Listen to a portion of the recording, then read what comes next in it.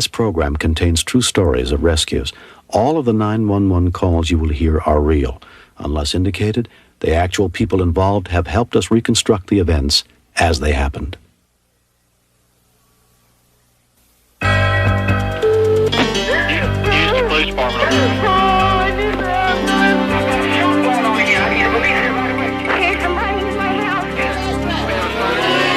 This is 911. Do you have an emergency? The motor vehicle accident. Chesterfield Emergency Service.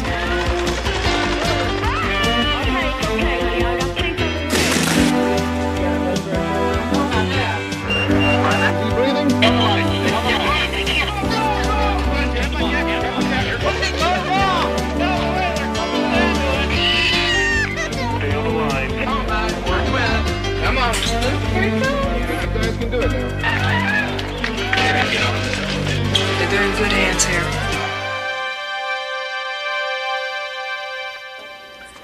We can do our best to prepare our children for any emergency, teaching them who to call and what to say.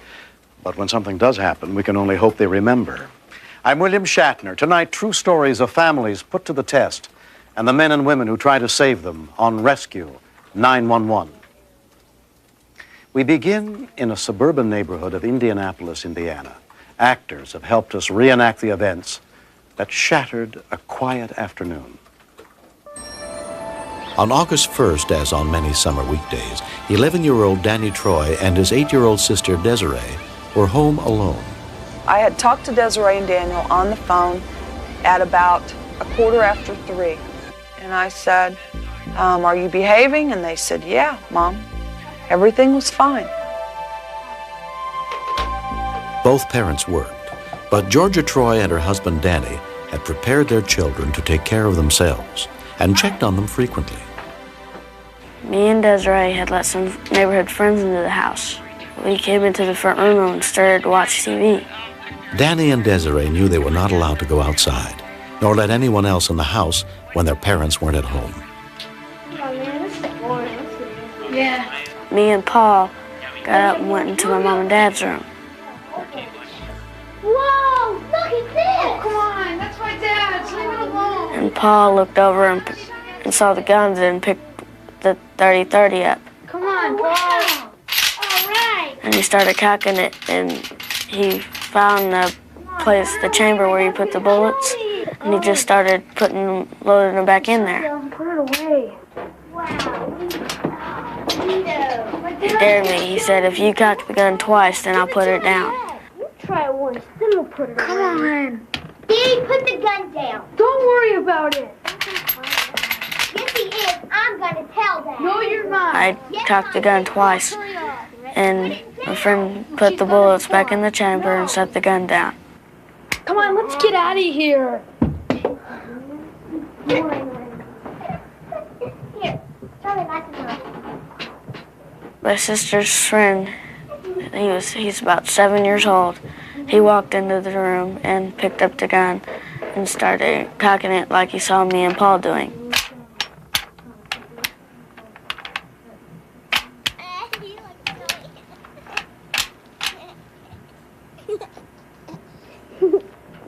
Henry, put that down! What happened? He shot the gun and the gun went off. Where? I don't know. We was looking for a hole in the wall that the bullet had made, but we didn't find it. Oh my God. Desiree!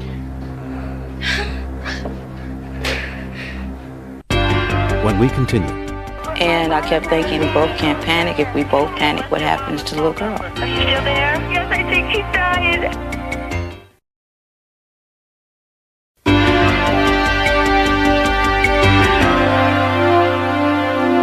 When 8-year-old Desiree Troy was accidentally shot, the other kids ran home immediately, leaving her 11-year-old brother Danny alone in the house with her. Her life was in his hands. Denisa Stevenson took the call. Police dispatch number 3. Oh, please get me an ambulance. Hold on. Service. Go ahead. My sister's been shot. Ma'am? Hello? Are you there? Okay, calm down. You got to talk to us. Did you say it's at a house or an apartment? The gun fell over and shot. Is it a house or apartment? A house. Okay, what's your name? Danny Troy the third. How old is your sister? She's crying. She's hurt bad. Are your parents home? No. Getting the call was particularly hard because I have children of my own. And I really felt for those parents. I was like, oh, the worst call in the world to get is something's happened to your child. Okay, I want you to stay on the phone with me. You hold on, okay? Call my mother. Stay on the phone with me, okay? Okay. Attention all cars, attention all cars. Report of person shot. And I wanted him to stay on the phone. So I went on the air and got officers on the way and went back and I talked to him. He was in a situation that he just simply could not control or handle. And I kept thinking, I'm an adult, we both can't panic. If we both panic, what happens to the little girl? The gun fell and it hit his sister. Have ambulance en route. Okay, are you still there? Yes, I think she's dying. Okay, calm down. I want you to stay on the phone with me, okay? What is she doing? The people are on the way. In here. She's what? She's walking in here. No, tell her to lay down. Lay down, Desiree. Lay down. Tell her to lay down. Stay there, Desiree. Tell her to lay down. You're not there. You can't see it. You don't know how bad it is, how good it is. And emotionally, I wanted to believe she was okay. I really did want to believe that she was just grazed or barely shot and that the children were just panicking because they saw blood. Calm down. I can't. She's been shot right in the ribs. Okay, is she still laying down? I want her to lay still. Tell her she has to stay perfectly still, okay? Stay perfectly still, Desiree. Tell her it's okay. I'm getting help. Can I please call my mom? No, I want you to stay on the phone with me till someone gets there with you. We're going to get your mommy, okay? Okay. Within 3 minutes, officers Ron Burgess and Greg Weber were on the scene. I knew that the situation was critical as soon as I opened the door and could see the little girl there lying in a pool of blood. The police are. Your heart just drops out all of a sudden. You're thinking, oh my gosh, what's going to happen? Your immediate thoughts are, I don't want her to die. What can I do to save her? Desiree was bleeding massively from multiple wounds the single bullet had made in her body. We have a female shot, approximately 10 years of age. That's extremely scary. The first thing I thought about was that this little girl was going to die. She had lost a lot of color, and with the way the exit wound and the entrance wounds were, you could tell that it had to damage some of the major internal organs. Paramedic Supervisor Norman Hockley arrived less than 5 minutes after Danny placed the call. I got down and started my examination of her. I got on the radio and notified the incoming unit that this was a code 77. 54 control. Notify medic 46, I have a code 77. I need pediatric shock pants. Looking at her injuries and looking at the amount of blood she'd already lost, I was immediately struck by the fact that this girl should not be alive right now. I was extremely angry that this child had been traumatized in this fashion. Anger was then replaced by a little fear that Desiree was going to die before we got her to the hospital. Get out here as soon as possible. Let's just get the pants on and get her loaded and go. We didn't spend a lot of time on the scene. She obviously needed to be in an operating room with a surgeon as soon as possible. A neighbor called Georgia Troy at work and told her what had happened. When I first heard my daughter was shot, the thought that went through my mind was, oh my God, how could she be shot? I didn't think I was going to make it. I thought, this is it. You know, she's hurt. It's not something that I could ever comprehend. Not that it could be my kid. It was horrible. It's the most horrible thing I've ever felt in my whole life. I just couldn't believe that my little girl had been shot. Because you hear all the stories, you know, and you'd always think, no, not me, and that never happened to me. Danny and Georgia Troy went to Wishart Hospital, where pediatric surgeon Dennis Vane was treating their daughter. When she arrived at the emergency room, she was critical. Her most critical wound was a wound that entered on the right side of her abdomen and exited on the left side of her chest. When we took her in the operating room and opened her abdomen, we were met with a rush of blood. We found a significant amount of destroyed tissue in there, pieces of her liver, her spleen, and everything just sort of floating around in her abdomen. I assumed that it was just going to be You know, kind of like in the movies, you've been shot, you go in, they take the bullet out, you're fine. That's not the way that it turned out to be. The doctor came out and he told us that her liver was cut basically in half, that her spleen had been removed. He said, I want you to understand how serious it is, that if she does not stop bleeding, she's going to die right now, tonight. The problem that we were encountering at that point is she had lost several times her blood volume and all of her coagulation factors, all of the things in her blood that help her blood clot had been washed out. It became evident that we had done everything that we could in the operating room, and now we were in a position of trying to get her stabilized and let her own body take over. I went out and spoke to the parents and indicated to them that I thought her chances of survival were in the 5% range. After 3 hours of surgery, Desiree was rushed through a network of tunnels to a specialized pediatric intensive care unit. I asked the nurse, I said, can she hear me? Because she was laying there, she was all unconscious, her face was so swollen. I said, Desiree, Mommy and Daddy's here with you. And I grabbed her hand, and her hand was ice cold. I said, I'm not leaving the hospital without you. You've got to get better. And about that time, I felt her give me a quick little, like, you know, and right then I knew that was her way of telling me that she was going to be okay. The first thing I said to her was, I love you. And in sign language, she said the same thing back. She went like this, I love you. Hey, can you pop a lily? Less than 2 months later, Desiree started 3rd grade with the rest of her class. All right, nice willy. When I heard that I had been shot and my brother had saved my life, I had just wanted to get up out of that bed, run to him and hug him. Yeah. It's hard to talk about this sometimes because it just makes me remember about how many times that it's happened to other kids and they've died and I survived. Danny really saved my life real good. He could have just left went out with one of his friends and called my mom and dad or something, because my mom and dad, it would have took too long and I would have died right on the floor. If something really happens bad, you can just pick the phone up and you can just call 911. That's the only thing you could do. Come on, come on, come on, come on. I'm most thankful to God for letting me have my little girl back and giving me a second chance with her again. My attitude has changed about guns being in the house since this has happened, because I'd always thought nothing like that ever could happen to my family. Now I want to protect them. I thought I was protecting them having the gun in the house. It turned out to almost make me lose my baby.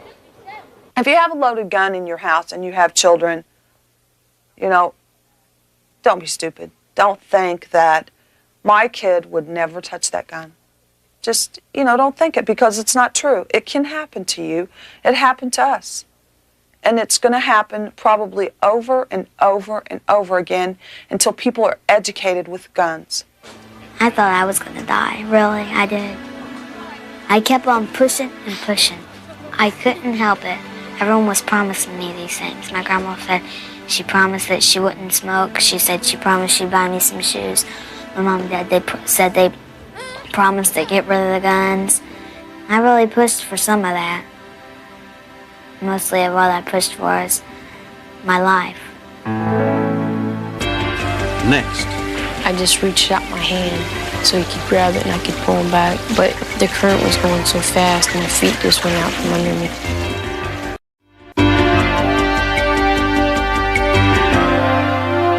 The people in Jerry Anderson's hometown in Tennessee had always known he was someone special. For more than 20 years, he'd impressed them with his toughness on the football field, his kindness off it, and his courage in both arenas. Actors have helped us reconstruct the tragic events that began on May 27th of this year.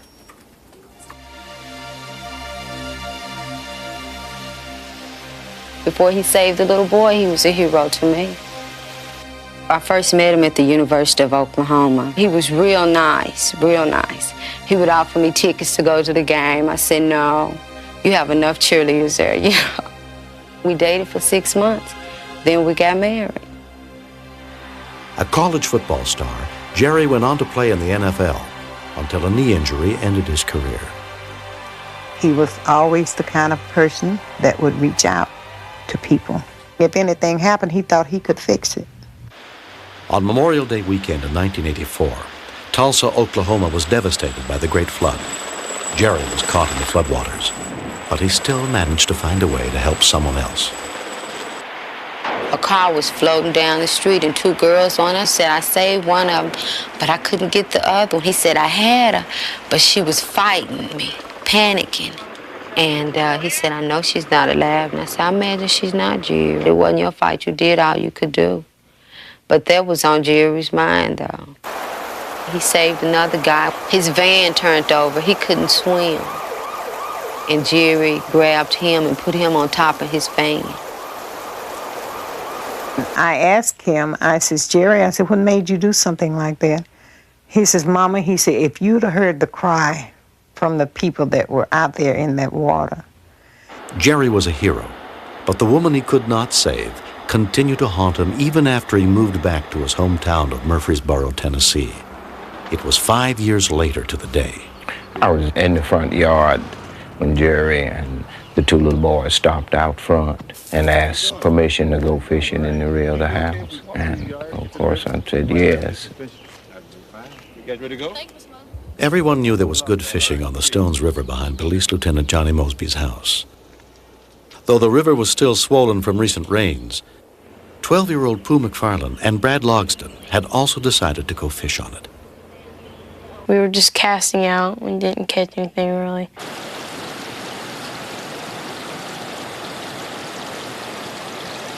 Dwight Ogleton's family was good friends with Jerry Anderson. I knew Jerry from church, and just one day I asked him, could we go fishing? He said, sure. We went down there. We was fishing for a while. We didn't catch anything, really. And Pooh said they catch a lot of fish over on the other side. And we walked out. We had to scoot our feet across the dam. If you lifted up your foot, the current would take your foot away. About halfway, I didn't want to keep on going. I wanted to turn around, but we just kept on going.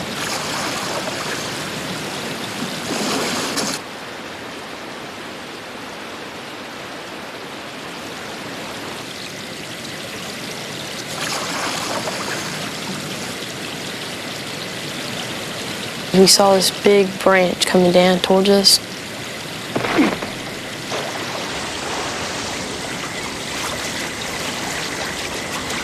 I just reached out my hand so he could grab it and I could pull him back. But the current was going so fast and my feet just went out from under me and I just went off.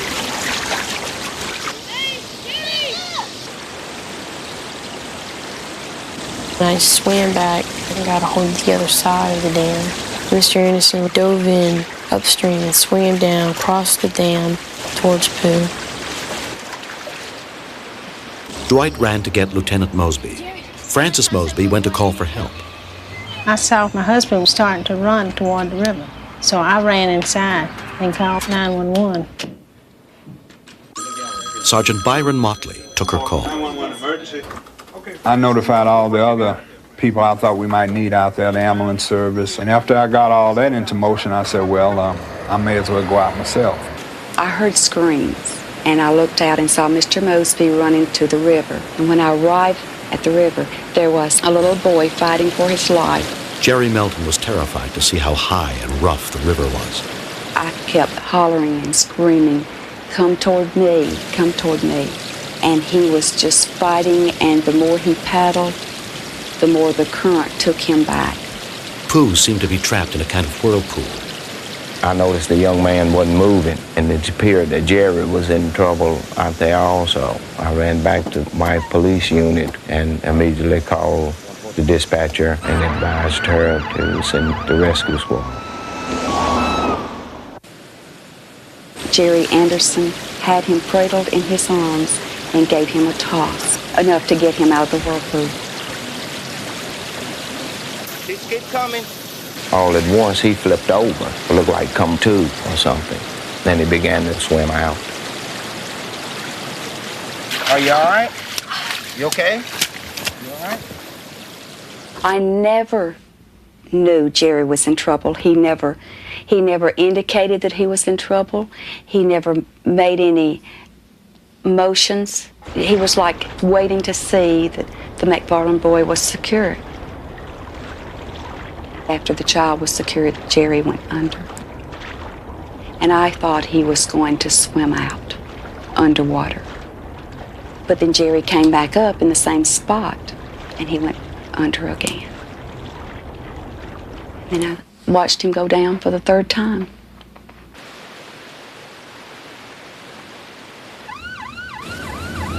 Officer Dale Robinson arrived within 4 minutes of the call. I drove the car straight down to the riverbank. Lieutenant Mosby had a life jacket on and was getting ready to go out in the water himself, but he can't swim. I took off my uniform shirt, my gun belt, and my shoes, and I got the life jacket from Lieutenant Mosby, and I thought if we could get to him quick enough, we might be able to do some good. I looked up the river, and a neighbor was coming from upriver in a canoe. I proceeded to get on out in the water to where Lieutenant Mosby directed me to where he last saw this person go under.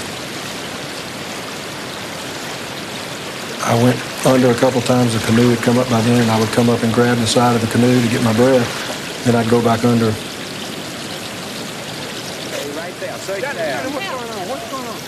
I found out that the person that they were looking for was Jerry Anderson. Jerry's had been a good friend of mine. Knowing Jerry, you know, he would do anything he could to help anybody, especially kids. He was real interested in kids. And when I found out it was him, it was quite a shock. Sergeant Robinson, he yelled back to us on the shore, you know, that he was getting tired, that he wanted some help out there. So I was trying to make my way out there.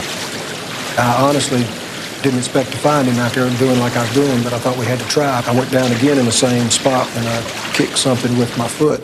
I went under with my left hand, and I grabbed what I'd kicked, and it was Mr. Anderson's arm.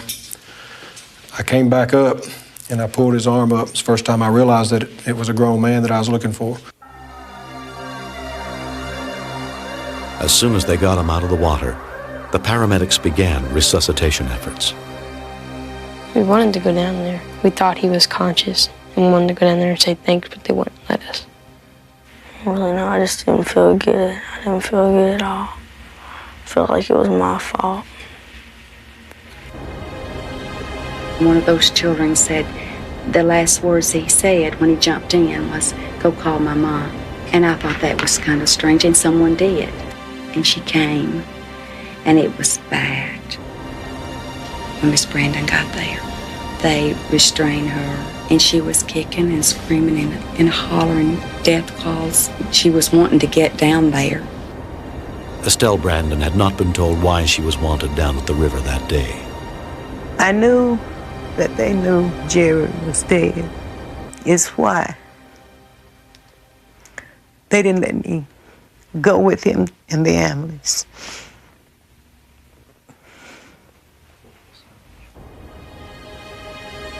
His mother called, and I could barely understand her. She was hollering and screaming, and she said, "I think Jerry's dead." And I couldn't even talk, and I had to beat my chest because the words wouldn't come out. Nothing would come out. I said, "Oh, Lord, how am I going to tell Delonda that her daddy is dead?" 35-year-old Jerry Anderson was pronounced dead on arrival at the hospital. Well, I had a dream about him one night, and it was like real life. You know, he just walked through the door and smiled.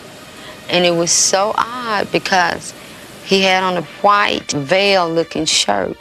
And I was telling my mother about it. She said, "He's an angel. When you give up your life for another life, you go to heaven." Jerry Anderson did not go in that water because he saw my son or some little kid that he knew in trouble. Jerry Anderson went in that water because he saw a human being in trouble. I'm glad Jerry was there.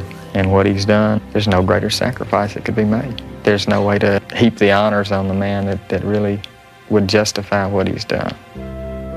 He really didn't know us, and he still risked his life for Pooh. Thanks for diving in for my friend. Next. When I ran back in the second time, I got to the top of the steps, and I heard the gas shooting up. I thought it was over. I thought the house was going to blow up.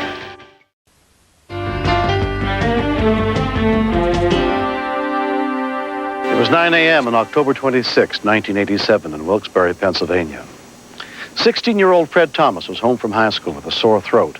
In the apartment where he lived with his aunt, a tragic accident was about to change a family forever. Actors have helped us reconstruct the events of that brisk fall morning. In a residential neighborhood of Wilkes-Barre, 16-year-old Fred Thomas and his sister Nicole were staying with their aunt in a ground floor apartment. Another apartment in the wood frame building was rented by Brenda Toole and her 3 young sons. Mom, it's breakfast time. Chris and Shawnee always comes in the bedroom before I get out of bed. I got up and I told them to go downstairs. They usually get their drinks out of the refrigerator. 5-year-old Sean and 3-year-old Christopher went down to the kitchen as they did every morning. Brenda had no way of knowing that on this morning, there was a natural gas leak in her house. Do you want cheese or milk? I heard one of the boys scream downstairs, and he yelled something, fire or something, and I jumped out of bed. Boys!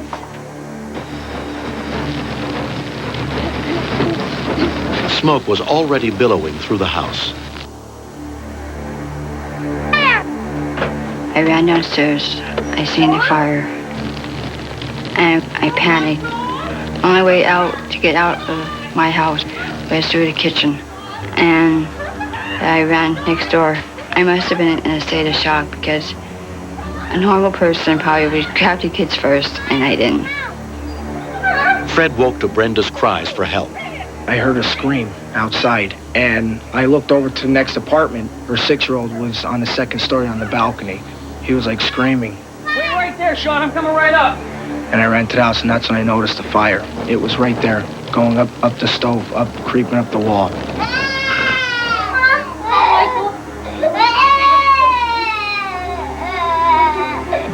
Mrs. Toole?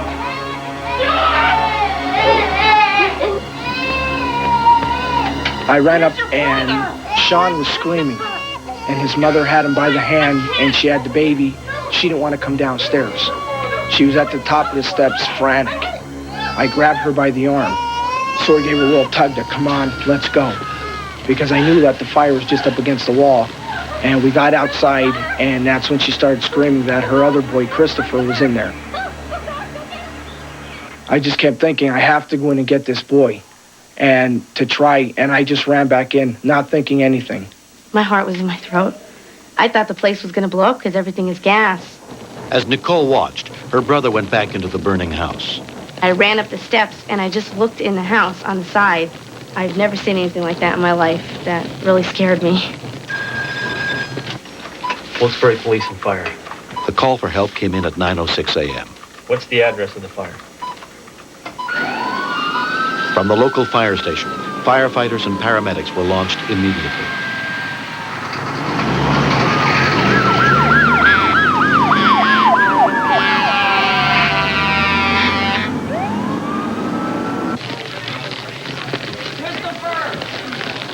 When I ran back in the 2nd time, I got to the top of the steps, and I went to the 1st and the 2nd room, and he wasn't in there.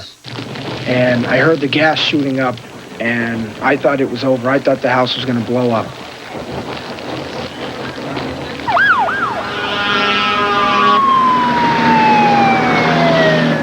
I wouldn't worry about the house. I was just worried about the kids getting out safe. I was just praying to God they get out there. Christopher! Chris! The 3-year-old boy was sitting on his mother's bed. When I walked into the room, I don't even think he noticed me then. That's how scared he was, until I said Christopher, and I put my hands out to him, and that's when I grabbed him. I tucked him under my shirt, because I know a little infant like that, with all that smoke, You know, I don't think he'd be able to hold his breath. He didn't even know what was going on. When I got out of the room, I looked down the hall, and there was that black smoke. When I seen the smoke, I was thinking I have no chance to get outside because I couldn't see anything.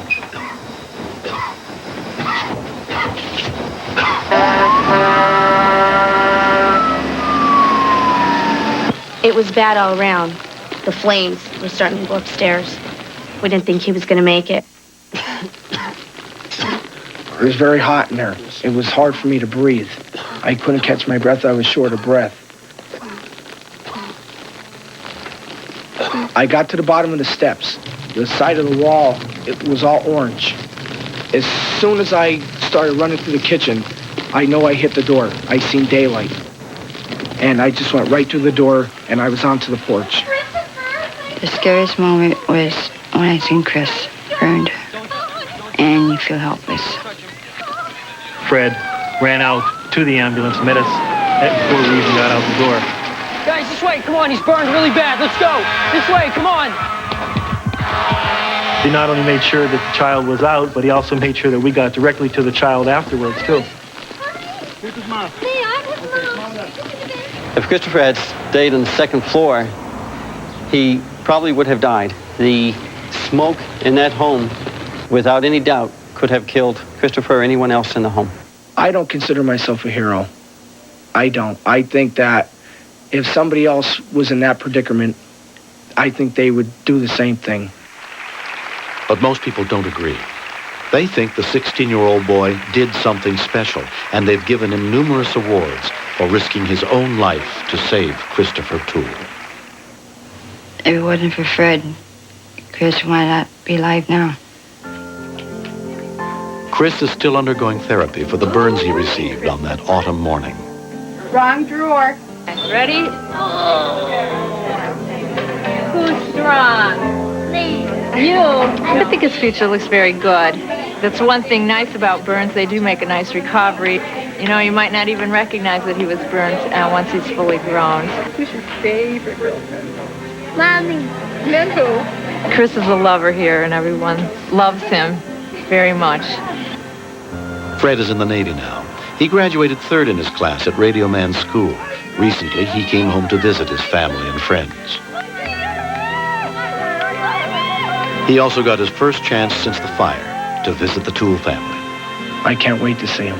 I haven't seen Christopher since the day the fire happened. And it's going to be nice to see him that he's on the road to recovery now. Hi. How are you? How you doing? Okay? Yeah. You look good. Thanks. You look good. You okay? Good. Hi. Even though it were a tragedy, it could have been a lot worse. Because there aren't too many things you see in life today, it seems, that turn out good. And this did. My buddy. Next. He basically had a sudden short-circuiting of the electrical system of his heart. He had sudden death. He keeled over. Chances are that someone you know will suffer a heart attack this year. Will you be able to help save a life? What you're about to see is not a recreation. It's the reality of heart failure in America. Every day in Houston, 911 gets 3 to 4 calls for cardiac arrest emergencies. Okay, what I want you to do, I want you to take the heel of your hand and put it in the center of the gentleman's chest, okay? Right between the nipples. Someone has to start CPR within the first 4 minutes. Put one hand on top of the other hand. Electrical shock has to be done within the next 3 or 4 minutes. The ambulance is coming. The ambulance is coming, okay? Just continue doing the CPR, okay? If you go beyond either of those 2 time limits, the chances of survival fall dramatically. They're there? Okay. All right, then. Bye-bye. Dr. Paul Pepe is Director of Emergency Medical Services for the City of Houston, a hands-on supervisor in the 911 centers, the field, and trauma centers. MD1 to ambulance 58. What's your exact location right now? Even in the best of systems, the fastest you can get anybody to you is about 3.5 to 4 minutes from the time of a collapse. Houston Fire and Ambulance, what's your emergency? Yes, need an ambulance. A lady across the street is in the, there's a gentleman in the car. He's having a heart attack. How old is he? I haven't the faintest idea. I was walking out the door. The lady said to call 911. You don't know whether he's breathing or not? No, I do not know. MD1, I'm going with 33s.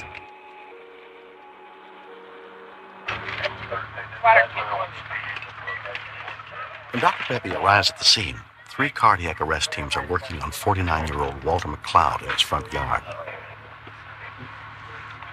He basically had a sudden short-circuiting of the electrical system of his heart. He had sudden death. He keeled over. Whoa, here we got here. Get a complex. Let me get. I just barely got to it.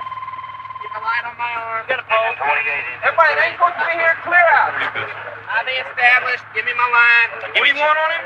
2 milligrams of epi right away. Bro, lidocaine. Pump that. Come on, let's go with the CPR. Go with the CPR. He got closer whenever he pulses.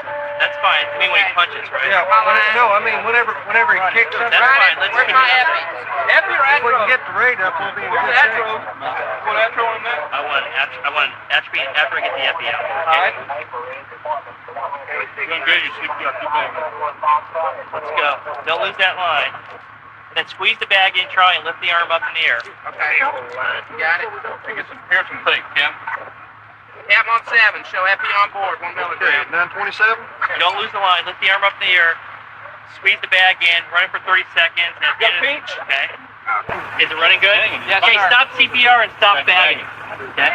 Stop bagging. Okay? Go ahead. Got a complex. You Take got it out. pulses now? Yeah. Good. Okay. Keep doing the CPR unless you get a strong radio. He just slumped over in the car. We got him out and gave him CPR. And that was it. Is he breathing? How you doing now, Dale? I got a radio. Okay, good. Little packet. Okay, we got him. Okay, start getting the blood pressure. Okay. Starting to take a breath. Yeah, there he's going now. He's taking off. Okay, good. He collapsed over. His friend did CPR immediately. Hang on, baby. Breathe. Yeah. Breathe some more. Breathe some more, brother. And basically bought the paramedics the 3 or 4 minutes they needed to get there. Ambulance 44, a 19-year-old female. And when they arrived, took one shock, and they had brought him back to life. Yeah, balloon's good. Like that, sir? Okay, give me some oxygen. He's awake. You got to be confused and something to do that. Yeah, his pulse rate's up too. Be advised, we're going to be coming in. Once Walter's condition is stabilized, he is taken to Ben Taub Trauma Center. Are you having any chest pain now? Can you hear me? When do y'all want to come over to the... Inside the shock room, an EKG of the heart is taken to find the source of the problem. Looks like he's having a heart attack in the bottom part of his heart. We can actually probably have things under control at this point. As you can see, he's talking to you. Here's the man that half an hour ago was dead. It was the end of his life, and he's not with us. Paramedic Charles Martin brings Walter's friend, Ethel Key Kendall, up to date on his condition. We got him back. It's going to be a little while. Pastor here's going to be with you to answer some questions. Thank you. But, things are looking good, but I'm not going to give you no false hopes. It's going to take some time, okay? And appreciate the information, and I want you to take care of yourself, all right? All right. Thank you so much. Take care of it. Thank you. Thank you. 3 years ago, his chances of surviving this event would be nil because we didn't have the communication system in place. We didn't have the priority dispatching in place. We didn't have the whole team effort that we have now. It's a treatable disease process. If you get there in time before the brain is damaged, you can deliver the therapy, the intervention rapidly, you can make a big difference. Searching into 710, cardiac arrest, 3842, put over North Brainswood Boulevard. Another call for a cardiac arrest.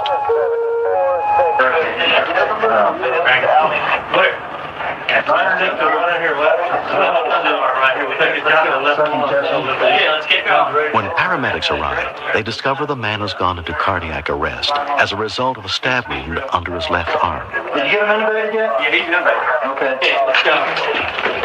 He's not on the board. The man has lost so much blood from the wound, his only hope is to get to the hospital and into surgery as quickly as possible. No, it's one over there. All right. No, that's mine. Okay, Grant, hold up. Got it? Ready down.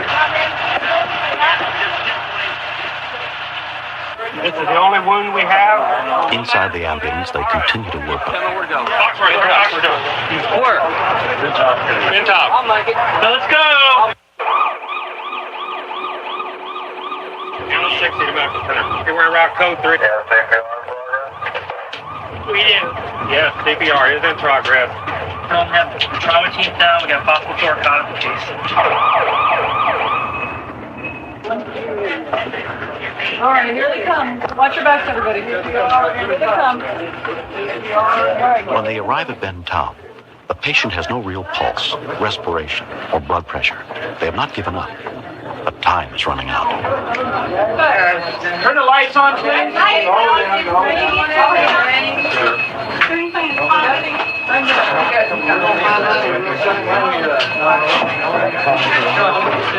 Okay, give me a chest check. that line. More. Yeah. What, do you cut it? No, pull it back. Yeah, got nothing here, No guys. contractions at all. No contractions. What do his pupils look like? They're about right. 4, no reaction. 5, no reaction. We're going to get it. 10:40. At 10:40 p.m., he's pronounced dead. It's hard, you know. We'll probably think about this again tomorrow or tonight. And he was a young man in his 30s, and he may have been deprived of 50 years of life, and it's something that we'll never know. We'll never know now what could have been. All we know is we did our best. If you take a fatalistic view, when people have a lethal injury, we figure we basically lost the case to begin with. But now, as many as 1 out of 10 of those people who are essentially not breathing, not pulsing, end of their life, have been brought back to living because of the system of care we set up here. 2 weeks later, Walter McLeod is ready to go home. You take one tablet by mom every morning, okay? I don't remember anything. As if somebody had took a baseball bat and just knocked me out. It was just a black, dark world to me. Later. Okay. Okay. And y'all be good. Bye-bye now. After I came home, I could see where the grass had been trampled down where I was in the front yard. They brought me back to life, and I'm thankful to them and to my very dear friend, Ms. Ethel. She tried to bring me back herself out there. They told me that I did all the right things, and if I had been 2 minutes later, that Walter would not have survived. As they say, if you can learn to jumpstart your car, you can learn to jumpstart a life. And she jump-started my life all over. 3/4 of the cardiac arrests occur in the home, in areas where you're around friends or someone you know or love. And so we encourage that everybody learn CPR, essentially, because that's part of the system. The system is not just ambulances. The system is not just paramedics, doctors, and hospital. It is the community when it comes to heart disease. Just happy that he survived. Oh, yes, because he was a goner. That's for sure. He was a goner. That's for sure. He died a couple of times on us, but he's back. He's with us. If you are interested in learning CPR, contact the nearest chapter of the American Red Cross.